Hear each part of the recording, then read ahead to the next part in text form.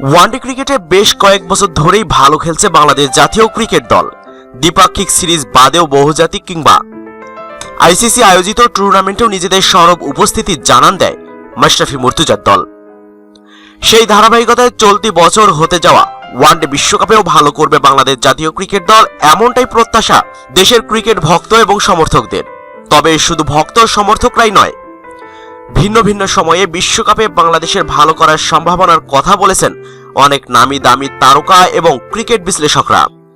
এবার সেই তালিকায় যুক্ত হলেন দক্ষিণ আফ্রিকার সাবেক ক্রিকেটার মিস্টার 360 ডিগ্রি খ্যাত অ্যাবি ডিভিলিয়ার্স।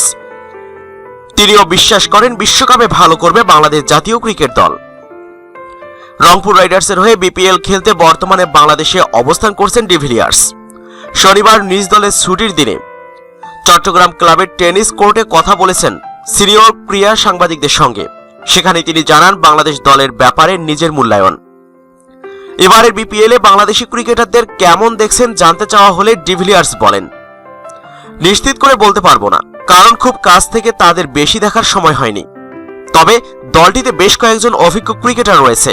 সাকিব, মাহমুদুল্লাহ, মুশফিকরা অনেকদিন ধরেই খেলছে, তারা এখন দলকে জেতাতে পারছে।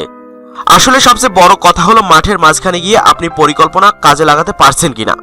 বাংলাদেশ আস্তে আস্তে ভালো দল হয়ে উঠছে এবং আমার বিশ্বাস বিশ্বকাপে তারা ভালো করবে।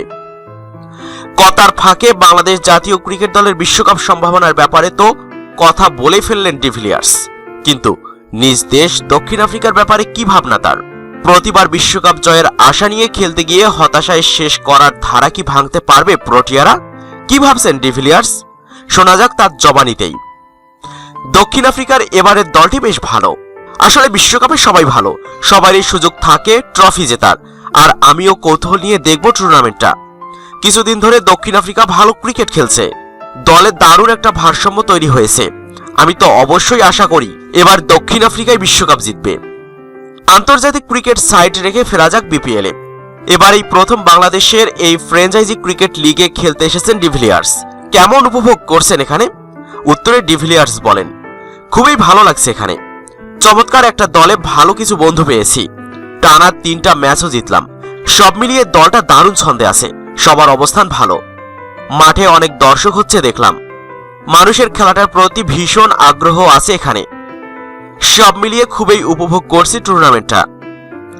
এ সময় বিপিএলকে আইপিএল এর মানের সঙ্গে তুলনা দিতে ডিভিলিয়ার্স আপত্তি প্রকাশ করলেও বিশ্বের অন্যান্য ফ্র্যাঞ্চাইজি টুর্নামেন্টের সঙ্গে সামনে টেক্কা দিতে পারবে বিপিএল, এমনটাই জানান তিনি। এছাড়া সুযোগ পেলে আবারও বিপিএল খেলতে আসার আগ্রহ প্রকাশ করেন ডিভিলিয়ার্স।